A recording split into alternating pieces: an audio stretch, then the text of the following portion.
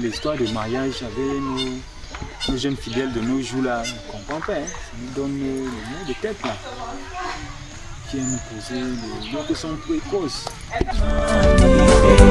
Soignez le monde, soignez les hommes, le cœur heureux, pour le bonheur de la terre et pour l'humanité. La jeune femme est assise, pleurant à grosses gouttes. Ça nous cause quoi le problème dans l'exercice de notre pastorat? Vraiment, on ne sait plus comment. Quand tu veux les conseiller selon la Bible, bon, ils font à leur tête. Soignez, soignez, soignez les hommes. Ah mon Dieu, qu'est-ce que j'ai fait? Qu'est-ce que j'ai bien pu faire de mal pour que le monde me tombe dessus? Voilà que je suis réduit. Moi, Mvondo? Non, je ne comprends pas.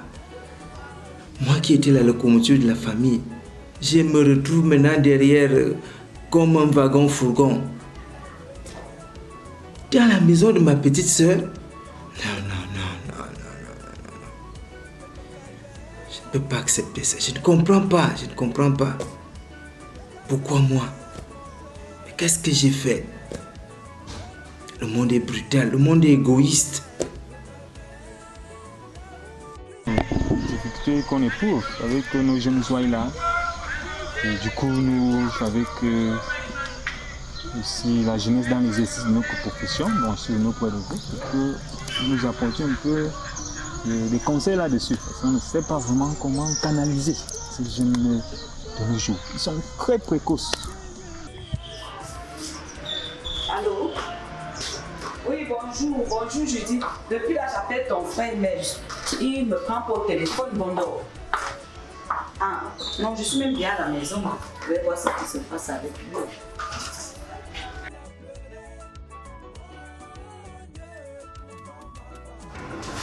Oui, je suis à la maison. Ok. Je te tiens donc compte.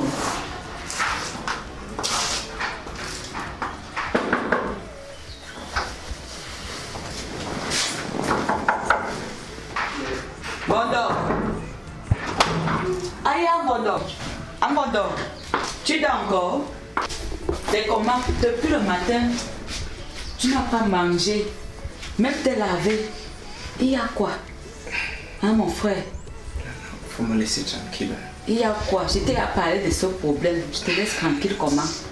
Tu penses que en restant couché toute la matinée, est-ce que ça va trouver une solution? Il faut voir les regards dehors là, je vais gérer comment. Il faut voir. Bien, mon fils, ce que je peux vous dire, c'est que bon, moi, avec un peu de recul, quand je vois l'interprétation de la Bible, actuellement, je comprends que c'est un problème spirituel. Bon, on s'appuie de ce qui est écrit dans Genèse, que l'homme et la femme formeront une seule chair. Et l'interprétation de ça, c'est que l'homme doit avoir une seule femme. moi maintenant, j'ai une autre façon de comprendre cela. Et que s'il fallait que je revienne dans l'exercice de la profession de pastorat, effectivement, j'allais pas aborder le problème de la même façon. Parce que quand je vois plusieurs femmes et enfants abandonnés, parce que le mari devait s'accommoder à ce qu'on demande, il faut avoir une femme.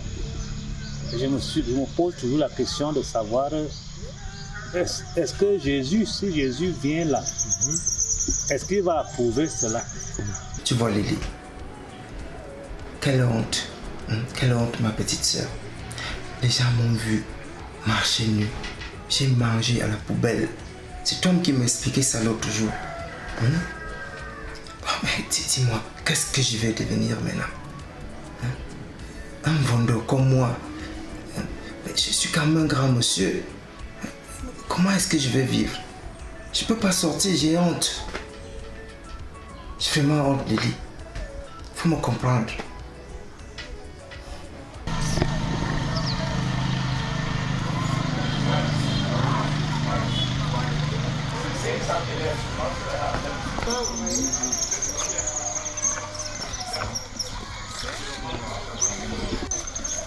Bonsoir, pasteur.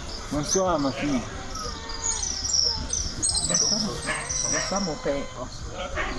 Comment va cette visite, ma fille? Pasteur, je suis venue vous voir vraiment. J'ai trop de problèmes. À la maison là-bas, avec monsieur, vraiment, ça ne va pas. Ça ne va pas. Alors, je suis venue vraiment pour qu'on en discute et que vous m'aidiez à solutionner ce problème. Mbondo, il y a quoi? Jusqu'à l'heure, si moi je suis toujours dépassée. C'est seulement à cause de ta femme que tu te mets dans cet état. Hein, mon frère, tu trouves ça normal avec tout ce que tu avais comme vie, à cause d'une femme, que tu te mets dans cet état? Au début de vos relations, la première fois qu'elle avait vu la femme, tu t'avais bien dit que cette femme, ce n'est pas une femme de famille, c'est pas une femme. Elle peut bien t'aimer, mais ce n'est pas une femme, elle n'est pas une bonne femme. Mais comme l'amour est ce qu'il est, et bon, parfois, moi j'ai pitié, moi j'ai pitié de moi-même. Tu es mon seul frère. Quand tu fais comme ça, tu vas me donner quelle force? Lily, tu sais, moi je peux pas sortir comme ça. Tu vois. Les regards dehors là, un vendeur comme moi, hein? C'est ridicule, hein? Imagine, j'ai mangé à la poubelle, Lily. J'ai mangé à la poubelle, faut voir. J'ai marché nu. Tu m'as expliqué tout ça l'autre jour. Non, mon père, vous voyez, justement, ce dont on parlait tout à l'heure, dans l'une de mes oreilles, je reviens avec ce même problème dans le couple de mariage. Les difficultés dans le mariage. Donc ça tombe bien comme vous êtes là, je crois que vous allez vraiment nous aider à l'aider.